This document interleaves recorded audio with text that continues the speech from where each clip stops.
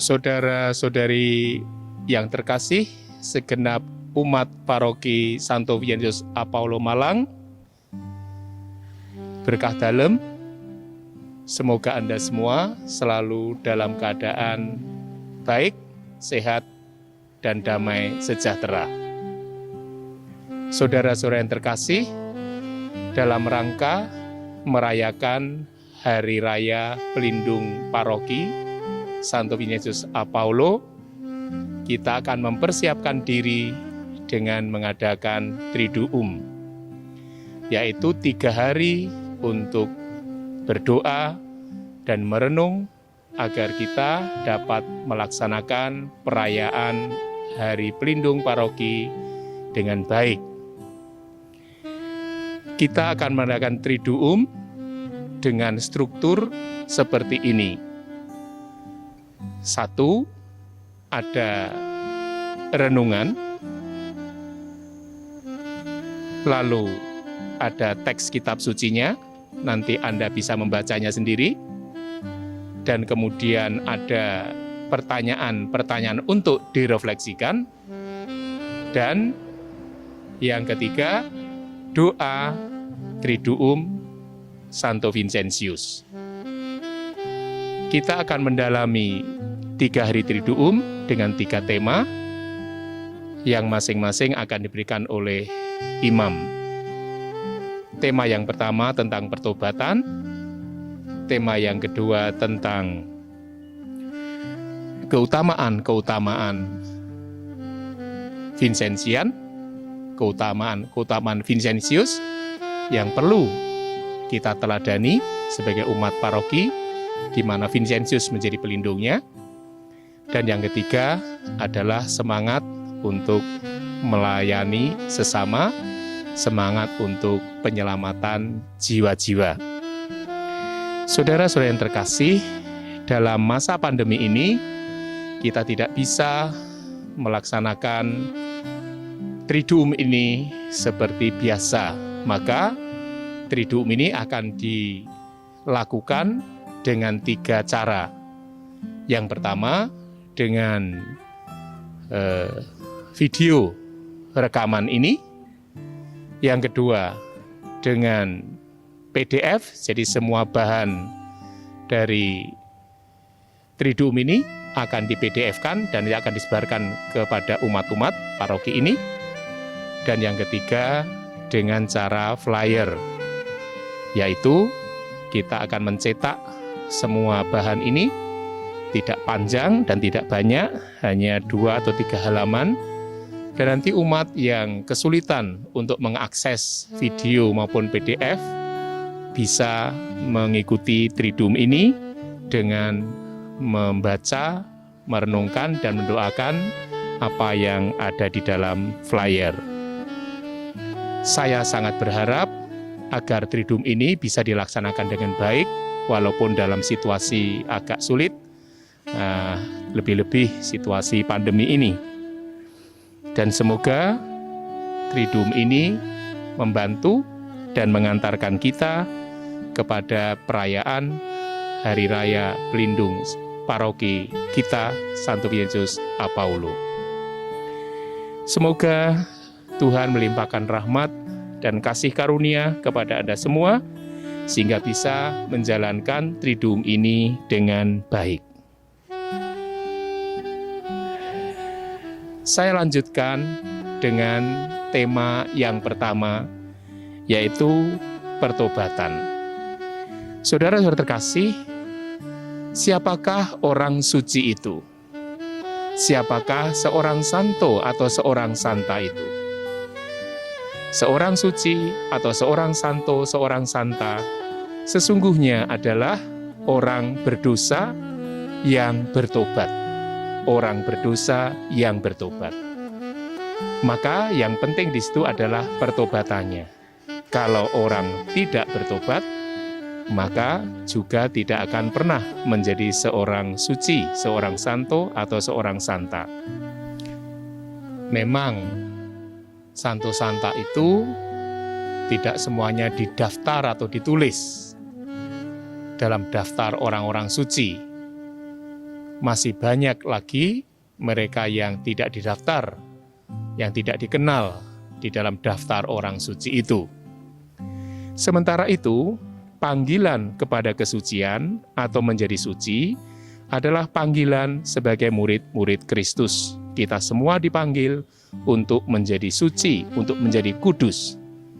Nah, barangkali kita bertanya, apakah bisa kita menjadi suci, menjadi kudus, seperti santo atau santa itu? Apalagi di dunia yang penuh banyak tantangan ini, juga tantangan iman. Apakah kita bisa? Apakah kita mampu? Sebagai orang yang percaya, dan itulah panggilan kita, maka pertanyaan itu harus dijawab bisa. Bisa dan bisa. Nah, kalau kita tidak bisa, maka kita sebenarnya tidak akan pernah bisa mengikuti Yesus dengan baik. Nah, kalau kita melihat santo santa, mungkin kita memang grogi ya. Mungkin kita merasa, waduh ya apa bisa? Sekali lagi, bisa. Mereka itu juga orang berdosa, tapi orang berdosa yang bertobat. Sehingga mereka menjadi santo atau santa. Nah, kita juga bisa menjadi santo santa dengan, atau menjadi orang suci dengan pertobatan. Pertobatan itu apa? Pertobatan itu adalah perubahan hidup. Berubah, intinya bertobat itu berubah. Berubah dari cara hidup yang negatif atau yang kurang baik, yang tidak sesuai kehendak Tuhan, diarahkan ke hidup yang positif, yang lebih sesuai dengan kehendak Tuhan. Baik perubahan cara berpikir, perubahan cara berbicara, perubahan cara bertindak, perubahan cara bersikap, itulah yang harus diubah dan itulah pertobatan. Dalam kitab suci ada contoh perubahan hidup atau pertobatan yang dahsyat dari Saulus yang menjadi namanya diubah menjadi Paulus. Anda nanti bisa baca dalam Kisah Para Rasul bab 9 ayat 1 sampai 19. Di sana Anda akan tahu bahwa bertobat memang berubah seperti hidup Rasul Paulus ini. Nah, saudara-saudara yang terkasih, Santo Vincentius sebelum menjadi seorang santo juga adalah orang yang berdosa. Nah, apa dosanya Santo Vincentius itu?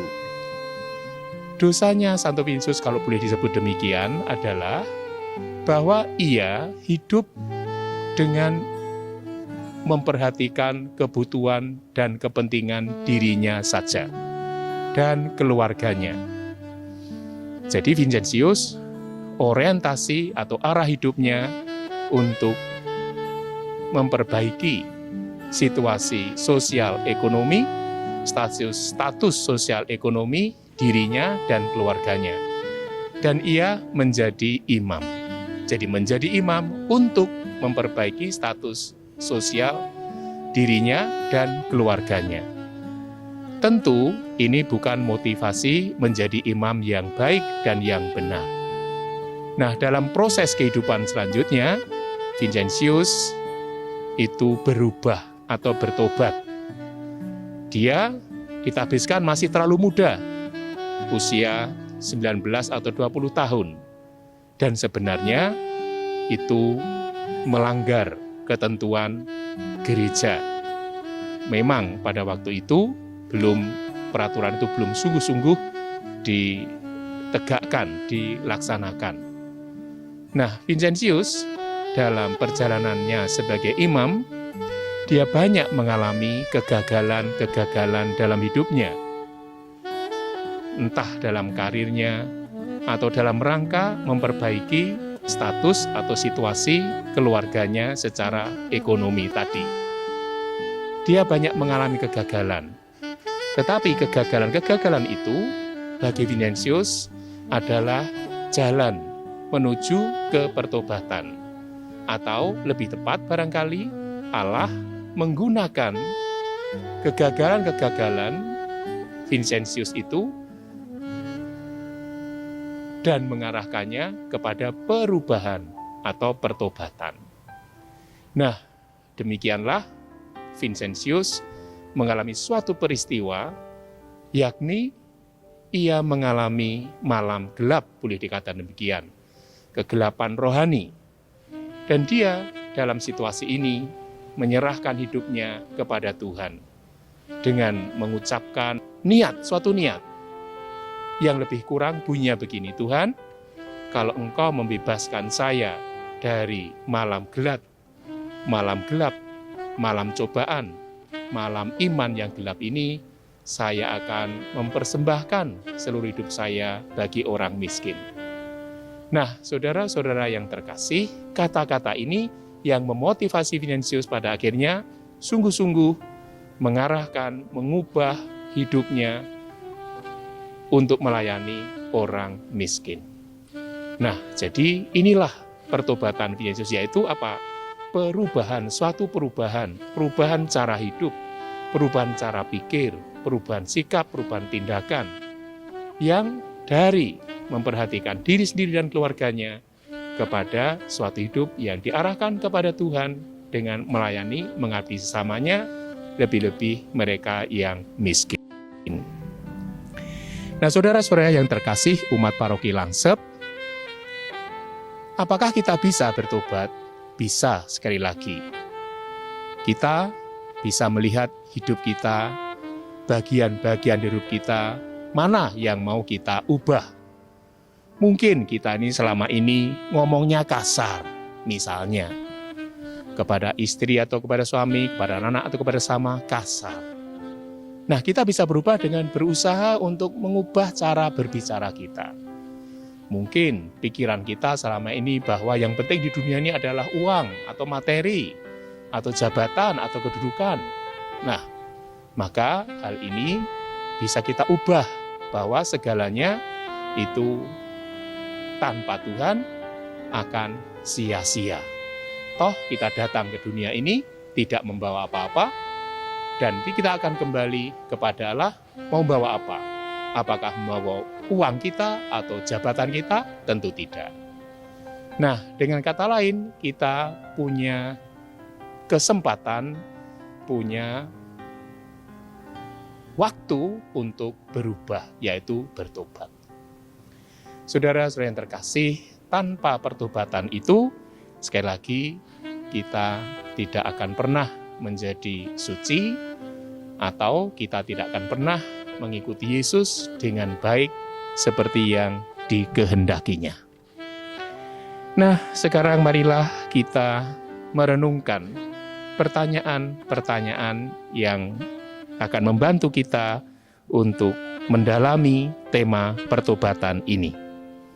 Yang pertama, apakah aku sungguh memerlukan pertobatan? Apakah aku sungguh memerlukan pertobatan?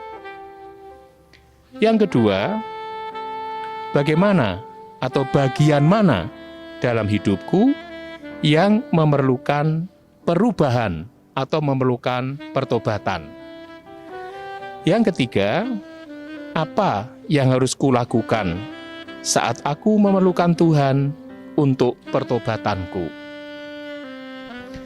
Saudara-saudara yang terkasih, semoga Tuhan memberi rahmat dan kasih karunia kepada Anda, supaya bisa lebih lanjut merefleksikan, merenungkan tema pertobatan ini dengan pertanyaan-pertanyaan tadi, atau Anda juga bisa mengembangkannya sendiri, pertanyaan-pertanyaan tadi, sehingga hidup kita semakin hari semakin mengarah kepada kesucian, seperti yang dikehendaki oleh Tuhan.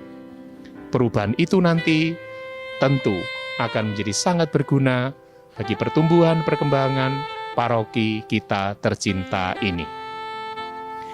Sekarang saya akan mengajak saudara-saudara untuk berdoa dalam Triduum ini, untuk berdoa semoga juga dengan pertolongan Santo Vincentius dan kasih karunia rahmat Allah sendiri, kita bisa bertobat. Marilah berdoa. Santo Vincentius, pelindung paroki kami, Engkau telah dipanggil Tuhan menjadi solider kepada kaum kecil dan miskin. Engkau telah menjawab panggilan itu dengan menjadi orang sederhana, terbuka bagi Yesus dan Injil-Nya.